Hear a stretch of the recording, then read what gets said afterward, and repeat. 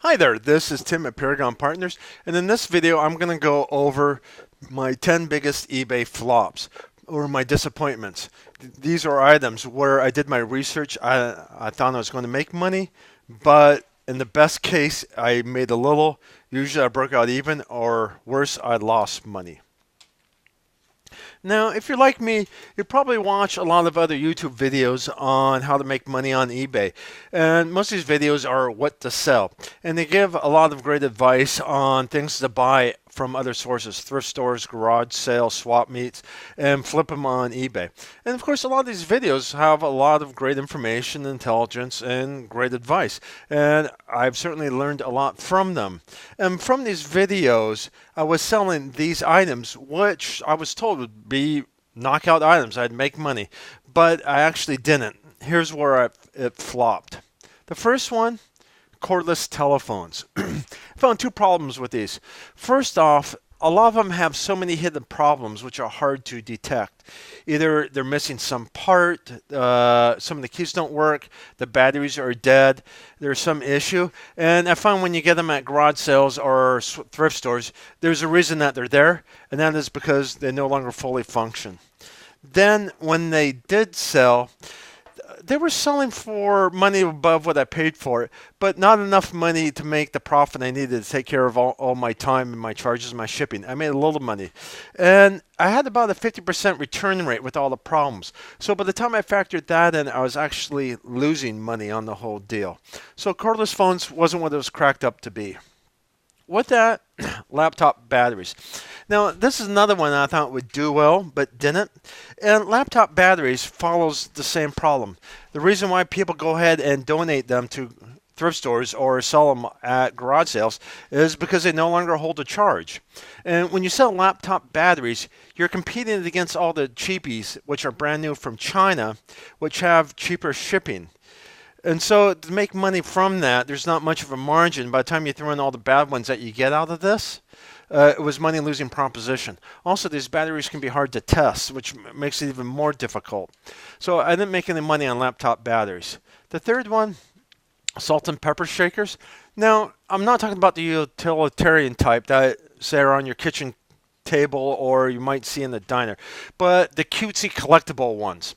These are the type you'd see that at grandma and grandpa's house. Now, everyone's telling me that you can make money on these because, of course, they're so adorable and people want them. And so I picked up a lot of these, and I found mostly I'd be lucky to get a buck per pair out of them. And that was usually around what I paid for them. And I wasn't making any money at these. And by the time I paid for everything, I was losing a little money. There are just so many salt and pepper shakers. I think the market's flooded and people just weren't that interested in them. And I certainly didn't make any money on these. Next are DVD players. Now, I think this is a bit of a logical carryover from VHS players because I do see people making money on VHS players. I see where you can buy them for 5 to 10 at thrift stores, and you can sometimes flip them between 20 and 50. So there is money there. DVD players usually go for 5 to 10, and they sell for about 5 to 10. So you can only sell them for what you pay for them at the thrift store at the garage sale. And even if you only get them for a few bucks, say $2 to $3 at the thrift store on sale, usually they only come out $5. And even when I had a good DVD player with a remote, by the time I paid for it and the shipping and the fees, I would make $1 or $2. It really wasn't worth my time. And of course, usually I broke out even, or more often I ended up losing a couple of bucks. DVD players, I think because people, they still have DVD players in their computers, in their laptops, there's just not the same market for these. Here's another one, VHS tapes. Now, I'm not talking blank media VHS tapes because is money in those, but I mean the ones that are already pre-recorded with movies on them. Now, I saw other sellers say how they can make money from these, especially some of the older Disney ones. And say like anything, I don't doubt that there's some rare ones which people will pay money for. But overall, these were poor sellers. I see, at least in my local thrift stores, I can pick these up anywhere from 4 for a buck to 10 for a buck. And when I put them online, I would sell them I would start out 99 cents each, and I would only sell about 1 out of 3 of them at 99 cents. And the most expensive one I sold went up to like $3.50.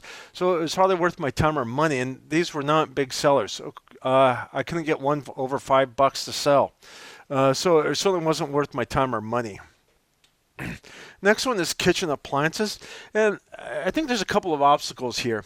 First of all, if people are looking for cheap appliances, it's real easy to go to your thrift store or garage sale because they have so many of them. I'll give you an example. I volunteer at my local thrift store, and at that thrift store, we won't take, say, bread makers or pasta makers just because we have so many of them, and it's easy to sell them so cheap. And so kitchen appliances are around everywhere. Then kitchen appliances, they can cost a lot of money to ship. So by the time you factor in the unit costs and the shipping costs, the money gets way up there where it's kind of beyond the bounds of a bargain seeker. Where I've seen kitchen appliances do well, of course, is the upper end, where people they want the premium. They're willing to spend $50 to $100 or whatever. And if you have access to the brand new upper end kitchen appliances, yeah, I'm sure there's some money there. But just the regular bargain ones, there's a lot better alternatives there. Next is Sony speakers. This is another one that was disappointing. I was watching another YouTube video, and he was talking about Boss speakers, so I got into those. And Boss speakers definitely did well for me. And then he said, well, you can do the same thing with Sony speakers. So I got into those, and these all flopped. And I think Sony speakers are just a bit too midline. They don't have the same cachet as Boss or some of the upper end speakers. The second problem with speakers is, of course, they're big and heavy, so they cost a lot of money to ship. So to calculate that into the price as well was very difficult. So Sony speakers is another one where I lost. Sports action figures. This is another one where I really took a hit. I see people. They claim that they buy these at stores for $5 to $15, and they're flipping them for $30. And I don't doubt that there's a few rare figures out there where people will do that, but most of that's not the case. If I bought something for 10, most of the time I'd sell it for 2 to 3, and I'd be lucky to sell it for 5. A lot of these are very common and very overproduced, and so there's just not the big market for them. So even if I had them new mint in box, I could still not sell them at a decent price. I'd say I took at least a 50% haircut from these. Next is baseball cards. This goes with this. Now, of course, people that have a romantic notion of baseball cards, and we all have heard of baseball cards, which are sold for zillions of dollars. And when I go out there, I would see all these new boxes of baseball cards mint. And what I came to discover was that starting in the 80s, these really got overproduced. And there's just an excess of mints, an excess of boxes which have never been opened. And most buyers are not interested in them. For baseball cards, you at least have to start in the 70s and older. And even those can be tough. Baseball cards, just having the box of new unopened, you think there's collectors out there who would want them. There just wasn't the market, and there wasn't the interest in these new baseball cards. Lastly are records and LPs. And I think this is another one that kind of gets romanticized. That people, they're returning to fidelity and the warmness and richness of LPs. And LPs, like baseball cards, there's a few rare ones, which people, of course, will buy and spend good money on. But overall, this is a really poor and tough market to make money in. And especially the good albums, say like you get your Led Zeppelin Houses of the Holy. People who have that, even the thrift stores, the garage sales, they know that this is a good album, so they do mark it up. And also, there are millions of those produced. So the sellers, they know that they can get them, so they're not willing to spend a lot on them. So you can definitely make, I won't say that you're going to lose money, but it's tough to make a lot of money. Most of the time you just end up breaking out even. So anyway, these are the 10 items which I was told when I watch other YouTube videos that I can make a bundle on selling on eBay, and they all turned out to be disappointments for me.